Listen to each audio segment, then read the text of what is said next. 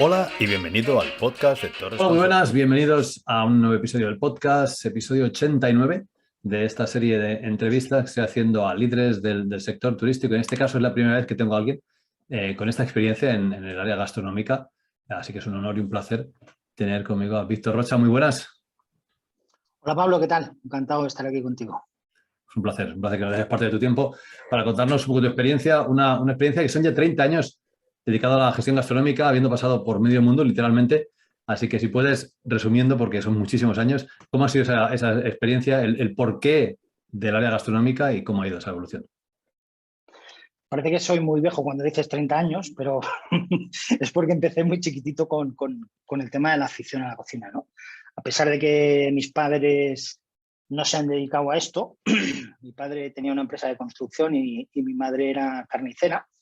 Tenía ahí una pincelada también que se acerca mucho a lo que he hecho durante todos estos años, pero no directamente vinculados a la gastronomía. Yo empecé en la Escuela de Hostelería San Narcís de Girona, justo saliendo de la EGB.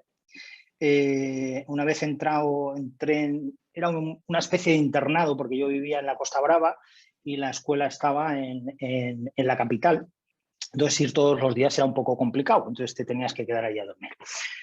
Los fines de semana pues los dedicaba prácticamente ni pasaba por casa, estaba toda la semana en la escuela y los fines de semana, como te digo, mi padre era albañil, tenía una empresa de construcción y iba a comer todos los días al mismo restaurante. Era un restaurante de costa donde hacían menús a 1.000 pesetas, hacían 200 y 300 menús diarios, ¿no? Entonces tenía muy buena relación con el dueño y ahí empecé a trabajar los fines de semana como marmitón, fregando ollas. Hasta que, bueno, me di cuenta que verdaderamente entre lo que estaba aprendiendo en la escuela y lo que hacía los fines de semana, eso era lo que quería hacer, ¿no?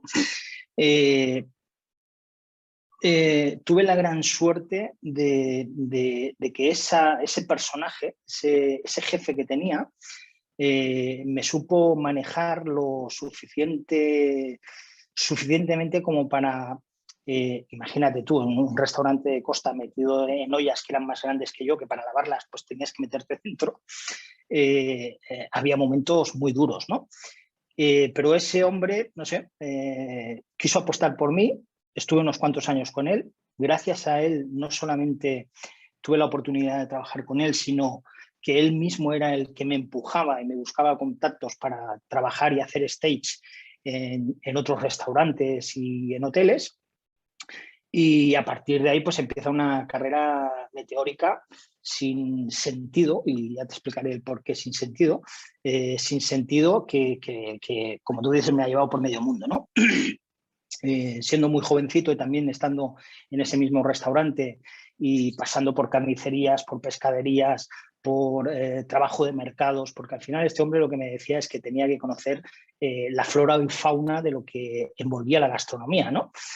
No solo quedarme empotrado en un sitio y conocer un poquito más de lo que es la esencia, ¿no? De lo que son las raíces de la gastronomía, que no dejan de ser pues, las relaciones humanas, los diferentes sistemas de trabajo, distintas experiencias en hoteles, en restaurantes de playa, en carnicerías, despiezando pues, carnes en mataderos.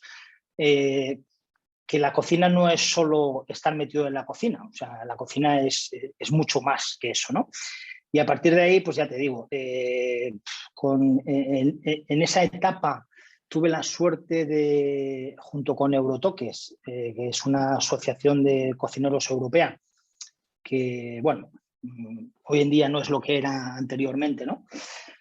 Tuvimos la suerte, junto con una serie de cocineros del momento, pues hacer una visita a la sede central en Helsinki, un viaje extraordinario y que recordaré toda mi vida con Cristóbal Angulo, Paco Fischó, que son grandes de la época.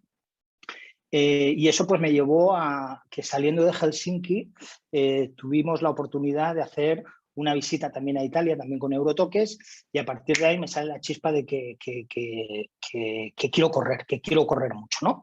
Evidentemente me he equivocado en muchas cosas, precisamente por eso, por el querer correr mucho y tan joven querer comerme el mundo, que hoy lo veo desde una perspectiva totalmente distinta si tuviera que volver atrás.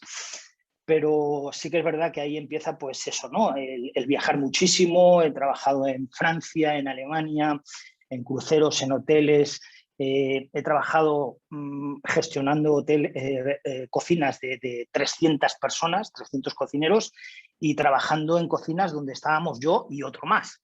Con lo cual yo creo que he tocado todos los palos de la gastronomía, orgulloso de eso. Me encanta escribir, todo lo que vivo en cualquier situación dentro principalmente de lo que es el sector en el que me muevo, pues lo plasmo. Hace 2 años publiqué un libro, El humo que todo lo quema, que es una crítica feroz entre los lobbies gastronómicos que ya, gracias a Dios, están desapareciendo versus a lo que es ético y moral, o de lo que debería ser ético y moral dentro de la gastronomía. Y nada, y bueno, ya te digo, poco más, muy resumido, muy resumido, pero vamos, orgulloso de lo que he hecho, el 90% lo volvería a hacer de la misma forma, segurísimo. Y ahora mismo, pues en Uzbekistán, terminando mi etapa en Uzbekistán. Sí, justo quería comentarte eso, ¿no? Que llevas, o sea, tu rol actual, director de operaciones culinarias, Food Manager en un proyecto en Uzbekistán, ¿no? ¿Cómo es el día a día de un rol como ese? Bueno, en Uzbekistán yo empecé en el 2018 con una consultora que es PGI, que está afincada en Andorra. Y mi función principal en el 2018 fue un trabajo de oficina, ¿no? Fue un trabajo de poner en marcha pues, una serie de conceptos gastronómicos. Éramos 2 españoles, Iñaki Rodríguez, que se encargaba del área de alojamiento, y yo que me encargaba de todo lo que era alimentación y bebida, tanto servicio como cocina, ¿no? Pues desarrollar un poco los conceptos que queríamos poner en marcha, el concepto gastronómico, la formación, la contratación, y posteriormente la puesta en marcha. Lo que pasa es que en el 2018 se retrasaron las obras por el tema de las nevadas. Allí cuando es verano hace muchísimo calor y cuando es invierno hace muchísimo frío. Se retrasaron, nos pilló la nevada, se retrasaron las obras y me fui 1 año. Volví en plena pandemia, en agosto del 2019, para ponerlo en marcha. Lo hemos puesto en marcha, que es complicadísimo, entre otras cosas, porque bueno, allí es una cultura totalmente diferente a lo que cualquiera de nosotros puede estar acostumbrado a vivir o trabajar. El nivel profesional es muy bajo, y el idioma pues es una barrera importante, ¿no? Porque allí, como pasa en España, que no sé por qué, pues la gente no se acaba de atrever a aprender inglés, por ejemplo, pues allí pasa exactamente igual, ¿no? Y allí se habla ruso o se habla árabe. Y la barrera del idioma pues ha sido un tema muy difícil como para poner en marcha el macroproyecto que íbamos a poner en marcha, ¿no? Que era abrir varios restaurantes de distintas capacidades. El más grande pues ha sido un self-service de 1.000 plazas, de 1.000 sillas, donde diariamente pasaban en temporada alta 3.000, 4.000 personas. Luego un restaurante que daba cabida a los chalets, que son 40 chalets de lujo, como restaurante, tipo comida local mezclada con comida internacional y demás. Y en proyecto, que seguramente ahora mismo no está previsto abrirlo, pero sí que en 2 años, y seguramente que también formaré parte de la apertura, un hotel de 5 estrellas y un hotel de 4 estrellas. Complicado, duro, porque ya te digo, la barrera del idioma lo que hace es que, como no te entienden, lo tengas que hacer tú para que ellos te sigan. Los 8 primeros meses he estado sin librar ningún día, con lo cual te puedes imaginar el estrés que eso llega a ocasionar, pero al final satisfecho por el trabajo que hemos hecho y por la gente que hemos dejado preparada allí para seguir con el trabajo, ¿no? Especialmente los locales. Sí, sí. Y además tener esa sensación, ¿no? de haber plantado esa semilla, ¿no? Como bien dices, ¿no? Con la gente local Sí, para que pueda. sí. puedan desarrollarse. Entonces, has tocado, bueno, prácticamente como decías, todos los palos, restaurantes, hoteles, resorts, cruceros, prácticamente cada segmento que existe, ¿no? Grandes cocinas de 300 empleados o muy pequeñitas. ¿Hay algo que sea, digas, es tu favorito, ¿no? Si tienes que elegir uno, pues me quedo con esto. Pues la verdad es que no, ya te digo, he tocado prácticamente todos los palos y cada etapa, cada experiencia ha sido una experiencia diferente, ninguna negativa, a pesar de que en momentos determinados, como en todas las profesiones, entiendo, pues hay discrepancias con las direcciones, hay opiniones distintas, hay formas de trabajar diferentes, te tienes que adaptar, evidentemente que te tienes que adaptar a todo, pero yo creo que la grandeza del haber tocado tantas áreas dentro del sector hace que estés preparado para cualquier cosa, ¿no? Y no tengo ningún favorito, todos han sido muy positivos. Insisto, teniendo en cuenta que también he vivido etapas muy negativas, pero me quedo con lo bueno y al final con la experiencia vivida de que, bueno, que si en un momento determinado tengo que volver atrás, pues ya sé de qué va el rollo. Probablemente sea cual sea el área, ya lo habrás tocado en el pasado, con lo cual, eso Sí. que tienes hecho. Una cosa, quería preguntarte sobre el tema de la dureza de los trabajos en cocina. Tú mismo has dicho, ¿no?, que has estado meses y meses sin librar. Los turnos en cocina son especialmente difíciles, turnos partidos en muchos casos, y es algo que se hace extensible a la hotelería en general, ¿no?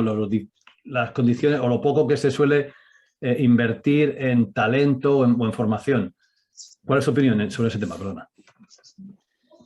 Bueno, yo creo que es un tema muy complicado, ¿eh? El otro día leía una entrevista que le hicieron a Joan Roca, el chef del Cellar de Can Roca, que tenía mucho que ver con esta pregunta, ¿no? Y él decía que el futuro de los restaurantes, debido a toda esta desestructuración de empleados y demás, está condenado a subir los precios, precisamente por esto, ¿no? No estoy al 100% de acuerdo, evidentemente él tendrá su propia experiencia y sus propias vivencias, pero de entrada, joder, es que a mí me da la sensación de que no sabemos muy bien todavía, y es duro decir esto, pero yo creo que hay muchas empresas que todavía no saben muy bien para qué sirve la formación. O sea, es algo que queda muy bien, decírselo a los empleados, vamos a hacer un curso de formación o vamos a colgar, o cuelgan un post, yo qué sé, anunciando que van a hacer una formación de buffets o de lo que quieras, ¿no? Eso queda del 10, pero al final yo estoy convencido que hay un desconocimiento de lo que es la formación y el talento, especialmente en las grandes empresas, descomunal. Es decir, porque primero lo que tendríamos que hacer es definir qué es talento, ¿no? ¿Qué es talento? Es decir, para mí talento es tener la libertad, los medios, la confianza para poder crear algo en lo que crees, ¿no? Es creación, es creatividad, es evidentemente disciplina, etc. Para mí, talento es lo que hizo en su momento un grupo de cocineros en los años 60 y 70 en Francia, con Paul Bocuse a la cabeza, que fue revolucionar la cocina clásica y transformarla a una cocina que se come con los 5 sentidos, ¿no? La Nouvelle Cuisine. Una serie de personas en España, también en los años 60-70, que se dieron cuenta, jefes de cocina y gastrónomos, que se dieron, además esto lo dice Néstor Luján, escritor y periodista, en uno de sus libros, se dieron cuenta que cuando llegó el boom turístico en España, los años 60, en vez de hacer lo que teníamos que hacer, que era difundir la cocina española, a toda esa gente que nos visitaba, cometimos el error de querer satisfacer a esos viajeros que nos visitaban con su propia cocina. Es decir, vamos a hacer un salmón ahumado, o vamos a intentar hacer un salmón ahumado porque los noruegos que nos visitan comen salmón ahumado. Vamos a hacer la mejor pizza del mundo y la mejor pasta, o vamos a intentarlo, porque los italianos que nos visitan comen pizza y pasta. Vamos a hacer el mejor soufflé porque los franceses que nos visitan nos van a buscar el soufflé. Eso fue el mayor error gastronómico de la historia que hemos tenido en España. Pero al final hubo una serie de personajes con mucho talento, con los medios oportunos en esa época, que dijeron, hasta aquí hemos llegado. Es decir, nosotros tenemos el producto, tenemos la gente, tenemos el espacio y tenemos la capacidad de transformar esto, ¿no? ¿Qué hicieron? Pues cada uno por su lado intentaron de alguna forma promocionar y ensalzar el producto local, el producto regional.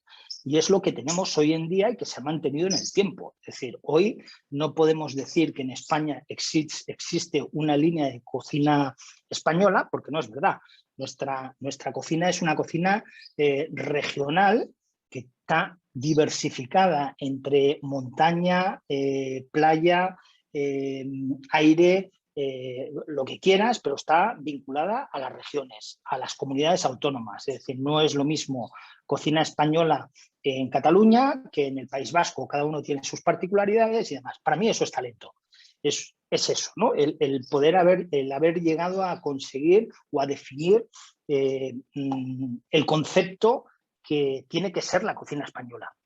Igual que pasó en Francia con la cocina francesa. Talento para mí es, por ejemplo, estas 3 décadas que Ferran Adrià nos ha dado en cuanto a cocina de vanguardia, investigación y desarrollo a través de lo que él sabe hacer, ¿no? Yo creo que talento puedes desarrollar tu talento cuando verdaderamente tienes los medios económicos, sponsors o que una empresa, que es lo más complicado, una gran empresa, una gran cadena hotelera, por ejemplo, te dé la confianza suficiente y los medios como para desarrollar tu talento. Y la formación, pues oye, hay un programa que seguramente que lo habrás visto, que está por todas partes, en cualquier plataforma, que es el jefe infiltrado. No sé si lo has visto alguna vez. Pero el jefe infiltrado es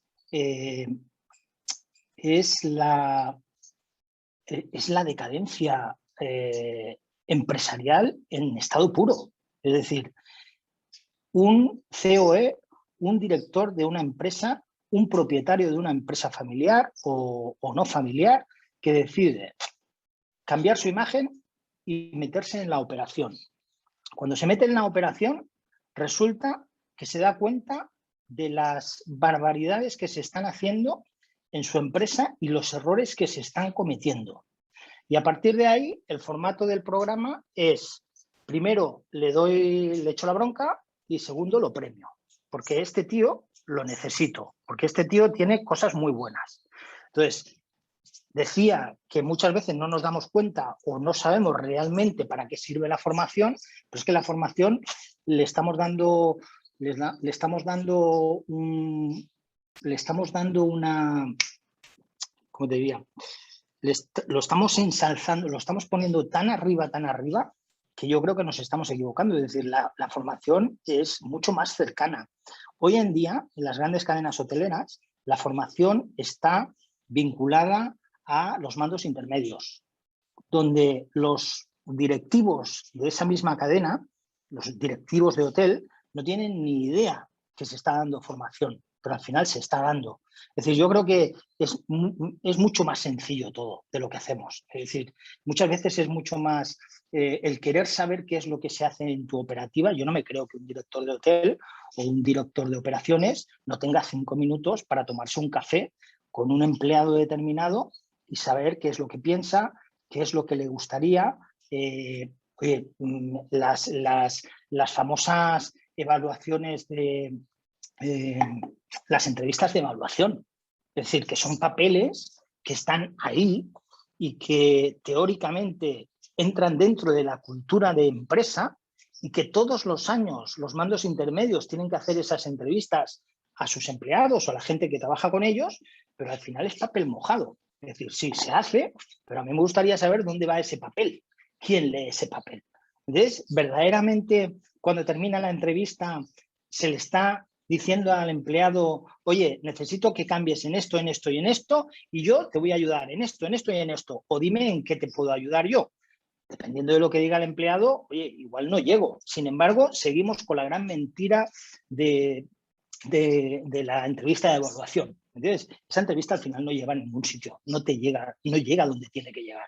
Con lo cual, primero, estamos engañando al empleado, nos estamos engañando a nosotros mismos y al final estamos dejando en manos del mando intermedio, que es el que da la cara en esa entrevista, a que solucione los problemas de los empleados. Porque es que si no quedas como un mentiroso, ¿entiendes?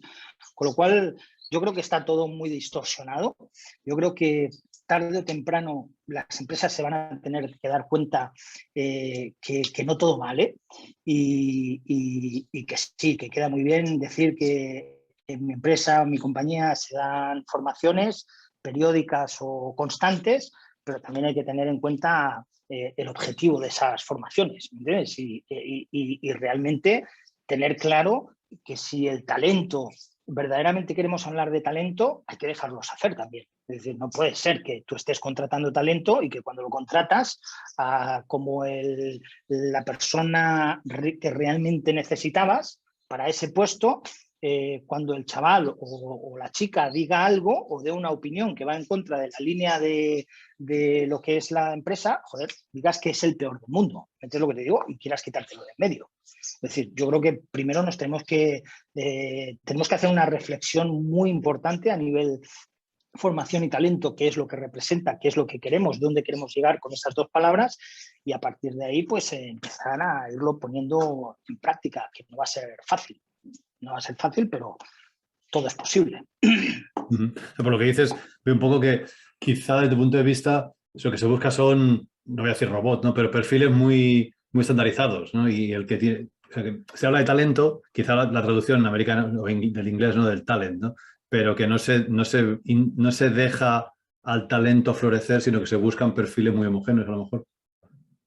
Claro, pero si es que al final el talento, yo el talento que conozco, por regla general, hablando en gastronomía, trabaja para él, no trabaja en grandes empresas. ¿Entiendes? Porque es que, y te vuelvo otra vez a lo mismo, Dani García, Joan Roca, los hermanos Roca, Ferran Adrià, Albert Adrià, te estoy hablando ya de la Fórmula 1 en gastronomía, que también los hay. Por ejemplo, aquí tenemos a Pedro en el Restrepo, que tiene un restaurante en Tenerife, es etéreo, y que vamos, que para mí es un talento, pero vamos, sin pulir todavía. Quiero decir, yo que me digas, identifícame un talento en una gran empresa, para mí es muy difícil, porque es que desgraciadamente las grandes empresas tienen que seguir unas pautas, tienen que seguir, joder, que es que llevan años escritas esas pautas, que luego las sigan o no las sigan, pero están ahí, ¿me entiendes? Y es muy difícil que una persona talentosa llegue a hacer algo en una gran compañía. Sí, sí, sí.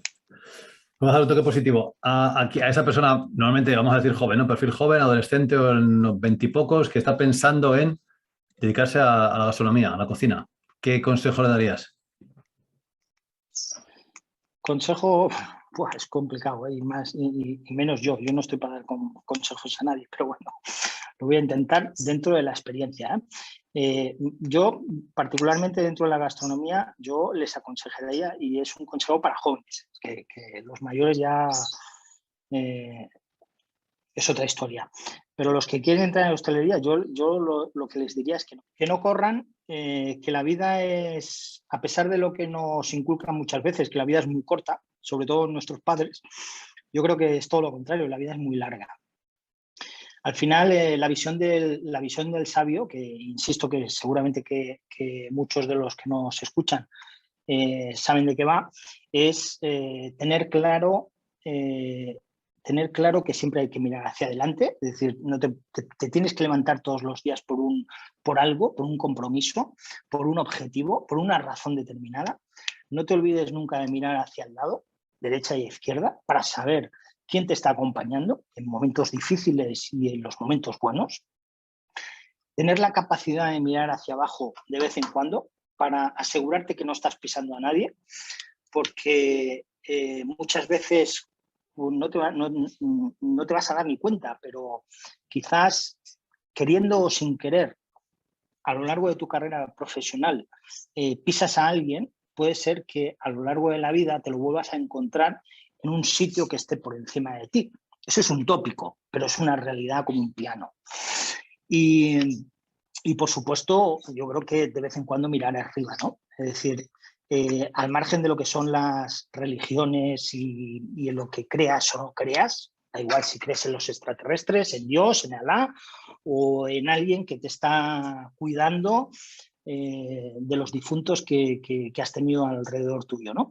Yo creo que es importante también agradecer a algo o a alguien el que siempre te esté protegiendo y llevando por el buen camino. Toma nota, qué bonito. La mirada del sabio. Uno de los La puntos... visión del sabio. Gracias, estaba tomando nota. Uno de los puntos que suele ser, suele haber reticencias en España es el tema de salir fuera, ¿no? Se ve muchas veces el tema de salir fuera, me refiero fuera al extranjero, como, bueno, como no hay oportunidades en España, tiene que irse fuera, como algo negativo. Tú llevas muchos años fuera, has trabajado en muchísimos lugares diferentes. ¿Qué consejo o qué opinión tienes sobre ese tema, ¿no? Sobre todo para la gente joven? Bueno, pues, hombre, yo entiendo, y a mí me pasó al principio, sobre todo cuando sabes que el salir fuera representa una larga temporada, ¿no? Suele pasar. El miedo a salir de esa zona de confort te paraliza. Dejas tu familia, dejas tu gente, dejas tu barrio, dejas tu ciudad, dejas tus aficiones, lo tienes que dejar absolutamente todo para ir a una aventura que no sabes ni siquiera si te va a salir bien. Pero al final yo creo que es positivo, yo creo que es muy positivo salir fuera. Mira, y además te voy a poner un ejemplo muy claro.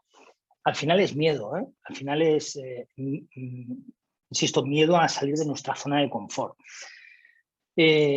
Aquí en Tenerife hay un parque acuático que se llama el Siam Park, que es uno de los mejores del mundo. Si no es el mejor, tiene que estar entre los 3 primeros. Dentro del parque acuático hay un tobogán que creo, no estoy seguro, que se llama el Kamikaze, que es uno también de los más altos del mundo. Te puedes meter en internet y lo buscas y verás la magnitud del tobogán, ¿no? Pues bueno, la primera vez que fuimos con mis hijas, yo tengo 2 hijas, una de 23 y una de 19, pero cuando eran pequeñitas, bueno, cuando se inauguró el parque acuático, decidimos ir y mi hija pequeña estaba súper nerviosa porque había visto en todas partes el tema del kamikaze, del tobogán, y decía que no se iba a subir, que lo sentía mucho, que no se iba a subir, que le daba un miedo tremendo, pero no dejaba de hablar de eso. Estuvo una semana antes de ir hablando de ese tema, que no, peleando con la hermana, pues yo sí, pues yo no, imposible, yo no me subo ahí, me voy a matar, me voy a salir de la línea. El mismo día, cuando estábamos desayunando, estaba súper nerviosa. Yo decía, pero hostia, esta chica no es normal. Es decir, hay muchísimas cosas dentro del parque acuático donde puedes ir y puedes disfrutar del día, ¿no? Sin embargo, ella estaba enfocada en que no se iba a subir en el tal. Bueno, nos fuimos para allá, llegamos allí y ya desde fuera, antes de pagar la entrada, ya ves el pedazo de tobogán y bueno, ella estaba de los nervios. Ella decía que no. Nadie le preguntaba nada, ¿eh? Ella estaba obsesionada con eso. En el fondo ella quería, pero no se atrevía. El miedo la estaba paralizando, pero una semana antes. Bueno, total, que entramos, damos una vueltita, nos tiramos por los toboganes, para arriba, para abajo, pum. Y ella centrada en ese. Llegamos a ese, le costó muchísimo subir las escaleras. Cuando llegó arriba del todo, decía que no, que lo sentía mucho, se bajó otra vez hasta la mitad, la volvimos a convencer, al final se subió, se tiró.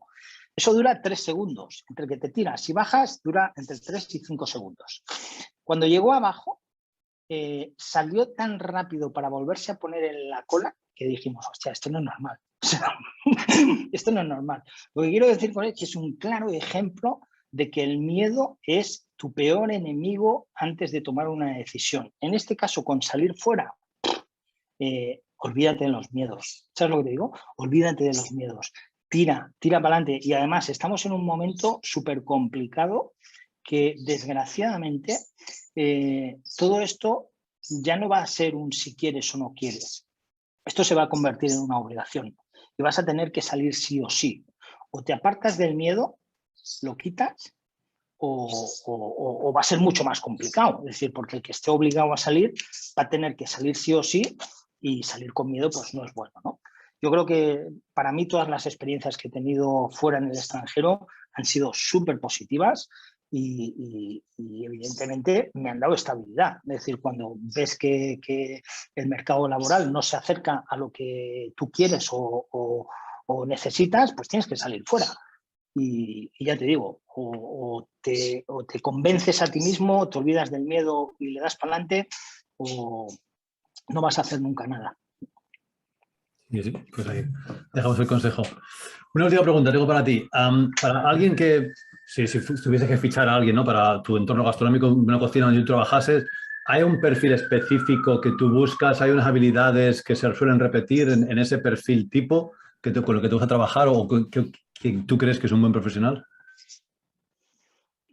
Yo creo que volvemos otra vez a los típicos y tópicos, pero yo creo que en cocina, por ejemplo, hay muchas categorías, ¿no? Y definir en cada categoría qué es lo que quieres no es que sea complicado, pero requiere evidentemente tener una base dentro de lo que es la cocina, pero hay una cosa que tiene que ser común y es, vuelvo a repetir, el tópico de ser buena persona. Es decir, si no, a mí me gusta trabajar con buenas personas. Si no trabajo con buenas personas, no me siento a gusto, no hay feeling, ¿sabes? Trabajar con una buena persona es fácil de detectar. Es decir, yo en una entrevista sé perfectamente si estoy hablando con una buena persona o no estoy hablando con una buena persona. Lo detecto rápidamente. Y bueno, te pongo otro ejemplo de algo que me pasó. Yo soy de experiencias y de ejemplos para que se entienda el contexto de lo que estoy hablando, ¿no? Adelante. Y es cuando tenía 18 años tuve un accidente de coche que me tuvo empotrado en el hospital durante muchos meses, y lo que es la rehabilitación, pues tardé un par de años en ponerme en condiciones. Fue un accidente de la etapa de los 18 años, ya te puedes imaginar. El kit de la cuestión es que cuando yo tuve ese accidente trabajaba y hacía la mili al mismo tiempo. Yo era objetor de conciencia, no quise hacer el servicio militar y me endosaron la Cruz Roja. Entonces, en la Cruz Roja yo tenía la suerte de poder combinar lo que es mi trabajo como en cocina, y una semana en cocina trabajando para la empresa privada y una semana dando servicios de socorrista en la Cruz Roja. Bueno, pues en esa época tuve el accidente. Resulta que cuando tuve el accidente, el que llamó a la ambulancia, cuando yo estaba entre la masija de hierros, era un compañero que salía con nosotros, y cuando digo con nosotros era con mi círculo más cercano de amigos, que estaban los colegas del restaurante y los colegas de la Cruz Roja. Llamó a la Cruz Roja. Llamó a la Cruz Roja y en la sede este chico le dijo: oye, que es Víctor el que está en el coche. Este chico de la central había abierta a todas las ambulancias, anunció que había un accidente en tal sitio y que el que estaba dentro era Víctor. Ese mensaje lo recibieron 8 ambulancias distintas. Unas estaban haciendo servicios de rehabilitación con la típica pues señora que tiene la pierna rota y tiene que ir a rehabilitación. Otros iban a entregar documentos a un hospital.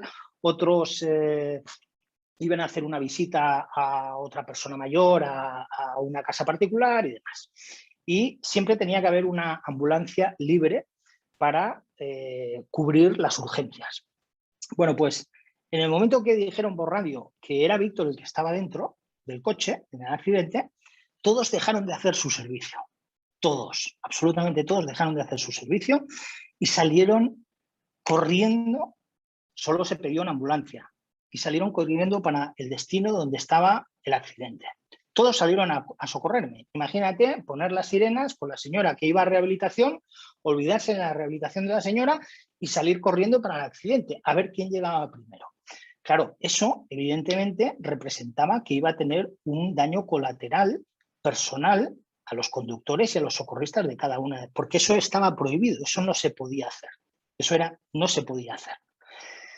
Total, que una vez cuando ya salí de lo peor, me visitaron todos, nos reímos y tal, y yo les pregunté, joder, pero hostia, sabiendo todo lo que os venía encima, ¿pero por qué lo hicisteis, joder?